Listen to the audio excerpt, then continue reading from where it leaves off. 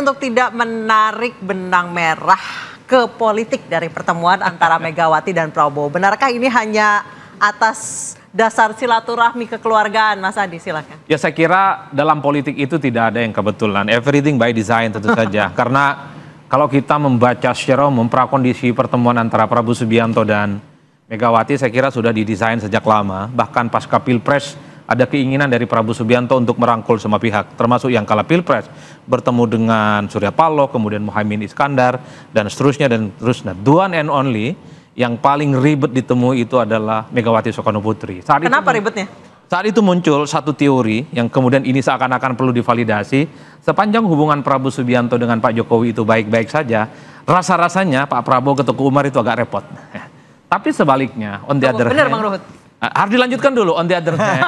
Nggak jawab loh. Harus dikatakan, kalau hubungan Pak Prabowo Subianto dengan Pak Jokowi tidak baik-baik saja, atau minimal sudah mulai tidak semesra dulu, sangat mungkin Pak Prabowo Subianto akan bertemu dengan Teguh Umar. Kan itu jalan ceritanya. Benar nggak Bang? Ya, apa yang dikatakan pengamat memang mantap. Tapi sekarang kan masih baik-baik saja, Mas Adi. Saya sebenarnya tidak ingin terpaku pada satu teori yang sebenarnya perlu diuji itu.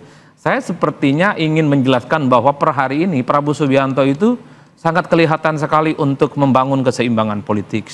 Antara ke Jokowi dengan ketiga mantan presiden di Republik Indonesia. Dulu harus kita akui, sorry to say, publik semua cukup yakin bahwa Pak Prabowo itu dekat dan hangatnya hanya dengan Pak Jokowi. Kemesraannya, persahabatannya hanya ditunjukkan hanya dengan Pak Jokowi. Ketika Mas Didit saat momentum Lebaran, misalnya dia berkunjung ke Solo, kemudian datang ke Bu Mega dan juga mengupload foto bersama dengan Pak SBY, itu secara perlahan sebenarnya bahwa hubungan Pak Prabowo itu secara proporsionalitas ingin dibagi ke mantan-mantan presiden yang lain.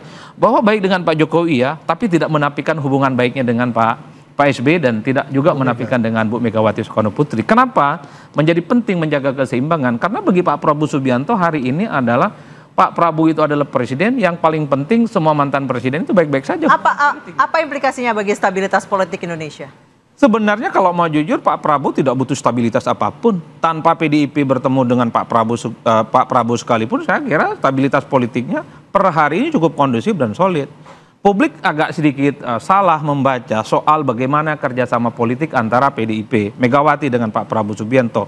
Iya, pernyataan Sekjen Gerindra, pernyataan Pak Sufmi Dasko bahwa PDIP bekerja sama tapi di luar kekuasaan. Karena selama ini yang disebut dengan koalisi itu ada kader PDIP ada di dalam, menjadi menteri di dalamnya.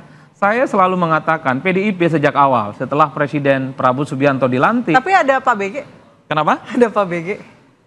Pak BG kader PDIP apa bukan? Bukan katanya. Tapi kan diasosiasikan perwakilan dari PDIP. Betul, tapi terlepas dari itu banyak orang yang tidak mengkonfirmasi bahwa beliau itu bukan bagian dari misalnya dari PDIP. Yang ingin saya katakan adalah satu hal, sejak awal setelah Prabowo Subianto itu dilantik jadi presiden, PDIP sebenarnya tegak lurus dan 100% memberikan dukungan politiknya kepada Prabowo Subianto. Ketika ada kenaikan pajak PPN 12%, PDIP paling depan kok. Ketika ada program program akan bergizi gratis, begitu banyak resistensi dan protes, PDIP mendukung kok.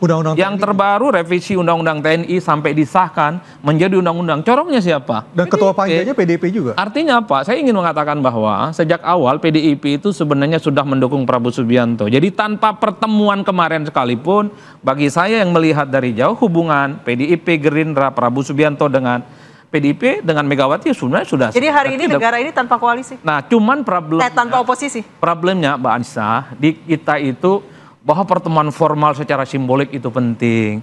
Jadi kalau cuman substansi dalamannya sudah ketemu, tapi tanpa ada artifisial di permukaan itu dianggap tidak kerjasama. Nah, kabar buruknya tentu adalah ini akan menjadi kabar buruk bagi oposisi kita di masa-masa yang akan datang. Membayangkan PDIP dan partai-partai yang lain kalah yang sudah bergabung dengan pemerintahan menjadi check and balance, dia akan menjadi partner yang kritis terhadap pemerintahan. Sepertinya gelap gulita di masa-masa yang akan datang. Kesimpulannya adalah dalam melihat kerjasama politik antara Prabowo Subianto dengan Megawati per hari ini, PDIP itu judulnya saja merah banteng, tapi dalamannya kepala Garuda yang menjadi lambang dari Gerindra. Itu jalan ceritanya. Benar gitu Bang Ruhut. Apa yang dikatakan pengamat dijelaskan. ada benarnya, tapi juga walaupun Adi sahabat saya, ada juga nggak benar. Yang benar yang mana Bang Luhut? Yang salah yang mana? Ya, kalau kita banteng ketaton dong. Kita banteng ketaton. Tapi memang menyambut sahabat saya dari Gerindra, harus diingat loh. Manakala menjadi presiden, dia menjabat ketua umum partai hanya 2. Megawati Soekarno Putri dan Prabowo. Yang lain belum. Saya dulu di Demokrat, Pak SBY waktu ketua umum sudah tidak presiden lagi. Jadi hanya beliau, itu salah satu tadi aku tambahkan Pak, kedekatannya. Sudah itu, kedekatan lainnya, 2 ini anak daripada satu proklamator, satu bengawan ekonomi. Ya, gimana kita tahu, kebetulan guru besar saya Pak Profesor Sumitro, ekonomi pembangunan.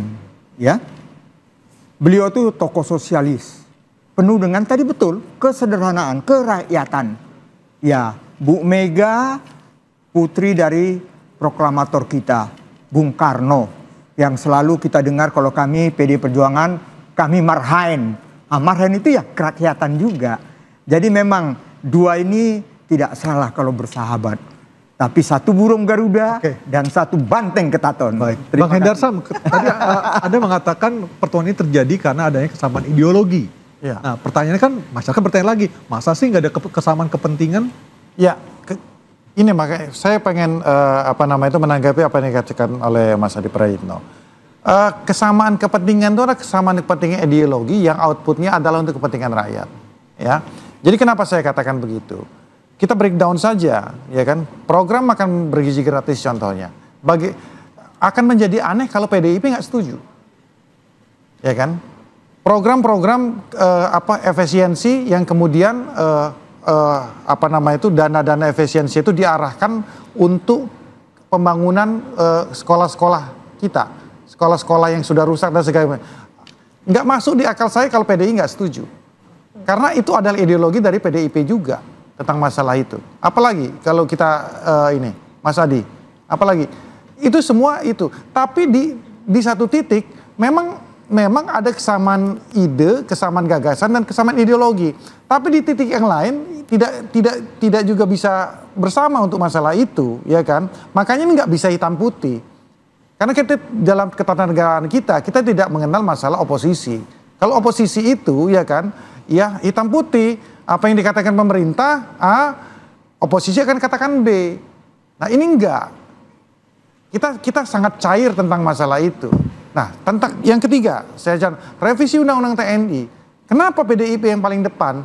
Karena PDIP yang paling tahu beliau teman-teman di PDIP itu adalah korban dari Orde Baru. Kita bisa katakan seperti itu. Makanya oleh karena itu PDIP yang paling maju. Hei, teman-teman, hei mahasiswa, hei siapa NGO, hei antek-antek asing, seperti itulah kurang lebih ini message yang disampaikan. Nggak ada, kami yang korban, kami yang tahu bahwa tidak ada TNI untuk masuk ke dalam dunia politik. Nah seperti itu, kami yang kawal, karena kami adalah yang korban, kami adalah pelaku sejarah daripada itu. Itu maksudnya. Jadi ini nggak bisa kita melihatnya itu seperti hitam dan putih. Itu yang kita maksudkan. Jadi jangan kaget di satu sisi, di satu fase bahwa PDI akan tidak sepakat dengan pemerintahan. Dan itu hal yang wajar. Jadi tidak benar ketika dibilang bahwa Indonesia hari ini adalah negara tanpa oposisi. Iya, gimana? Hari ini Indonesia negara tanpa oposisi. Oh enggak gitu. Oposisi itu enggak ada di dalam ketatanegaraan kita. Jadi jangan salah. Diksi dan frasa tentang masalah oposisi itu enggak ada. Oposisi itu enggak ada di Indonesia. Ketatanegaraan kita tidak mengenal oposisi. Itu masalahnya. Jadi kalau teman-teman adanya mitra strategis. Iya. Nah, mitra strategis itu yang mungkin lebih tepat. Karena harus yang kedua, ya kan? Kenapa bersatunya Pak Prabowo dengan Bu Mega? Ya bukan bersatu ya, pertemuannya ini ya mungkin kalau dilakukan di masa-masa yang sebelumnya ya ini mungkin ya biasa-biasa saja. Kenapa dilakukan sekarang? Karena ada tantangan global di sini. Kalau kita mau memanahi sekarang, jadi musuh kita itu bukan di dalam negeri, tapi di luar negeri. Nah, oleh karena itu Bu Mega terpanggil. Wo, Mas Bowo, ketemu kita.